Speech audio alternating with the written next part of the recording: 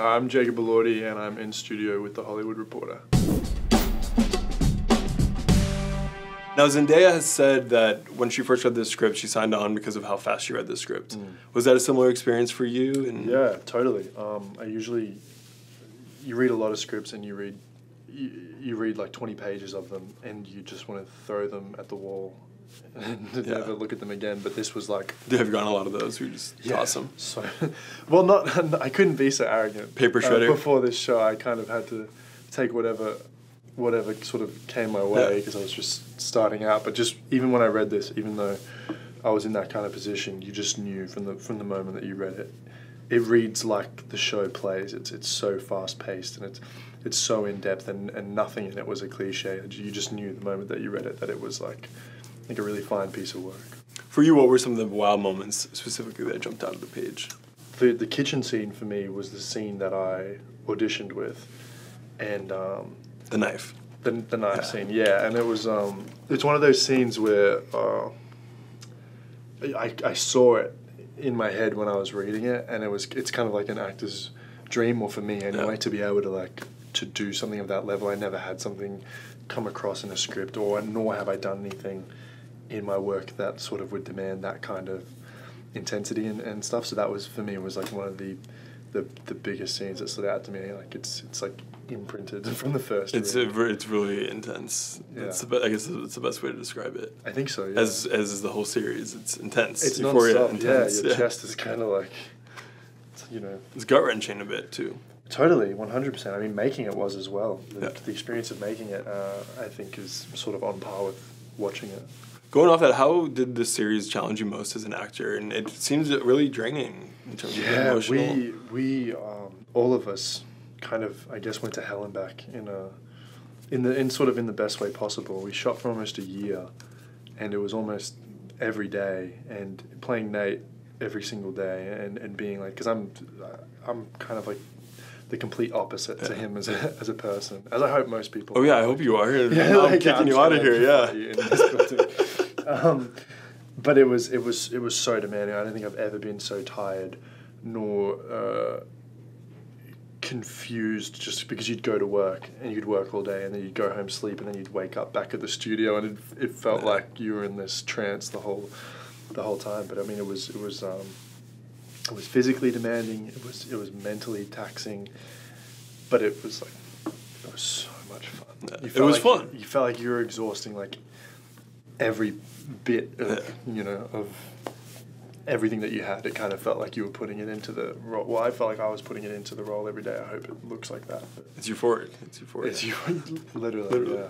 And kind of getting into the psychology of Nate, how did you first see him? It's funny, in the first episode, you get this kind of somewhat stereotypical kind of like, it sets the field for who he is, and it's this, you see this aggressive jock who's got all this pent up anger and is just incredibly arrogant and full of himself. But I kind of had a feeling from the get go that like it wasn't gonna, because nothing else in the show is that simple. And so I started a journal from basically when I got the role. So I have this whole journal that's full of it's like kind of like his perspective. Oh, really? Yeah, and there's like photos of the whole cast in it, but it's like what he thinks of them and stuff like that. So it was like, it was this whole kind of, it was a journey figuring out who he was, and it changed so much as the show went on, because we would get scripts sort of weekly with revisions and stuff like that, and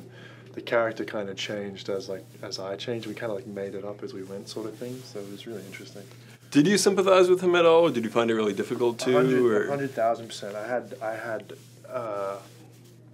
not even in that way of like where people's like actors always say that you have to empathize with your character even if they're the bad guy or whatever. But I never was able to see him as the bad guy, whether it's because I approached the story from his perspective always, but I would do a scene and where I'd be physically hurting someone, and then the crew and people would be like, oh, yeah, that's what he hurts a lot of people. Right, yeah. They'd be like, oh, he's such an arsehole, like he's such a macho dick, and it didn't really like register for me because I really couldn't see it, because the way that I tried to play every scene was as if what he was doing was like, it was like his truest intention. Like he wanted he wanted to save his family, or he wanted to save Maddie, and he wanted to love her. Like, he was just trying to fix problems in the only way that he knew how, like kind of with every fiber of his being. And unfortunately, that makes him, in society, you can't behave or act like that. No. But in terms of him as like a frightened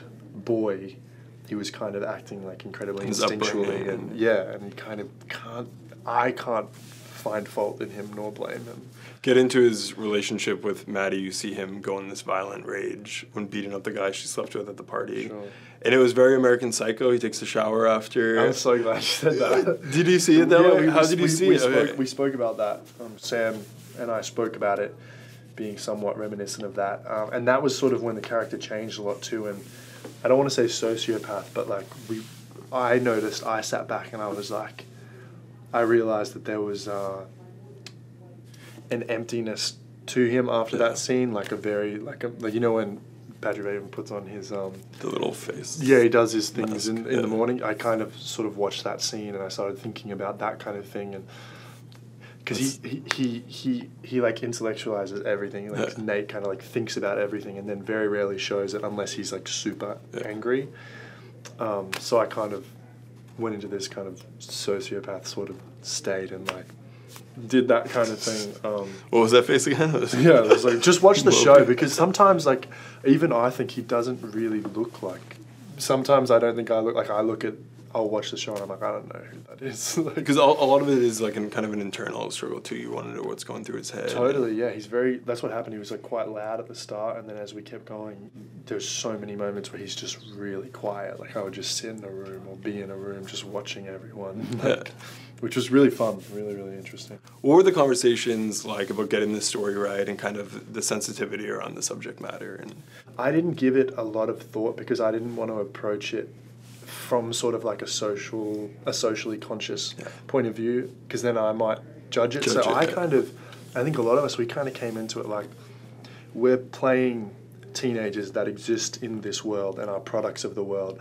So to have those kind of outsider opinions on like a social construct, for me anyway, it would have thrown me. So I kind of just believed everything as it was and sort of behaved how he would behave. Obviously, with the show coming out and everything, like there's so many social things that people are going to take from it, but I can't say that I just sort of left the social politics to the side and just wanted to act. In episode 2, it's the reveal that Nate was the one texting Jules. Yeah. What was your reaction to kind of figuring that out? And I saw the rest of the episodes, so I know kind of how that turns out, but what was your take on it? It took weeks of sort of book work, and Sam and I worked we were quite ambiguous with it the whole time. Like sometimes we didn't even know why he was doing it, whether it's to manipulate her or whether it's because he actually has feelings for her. And I think that was the best place to come at it from. Walk that line of both. Yeah, because I don't think he knows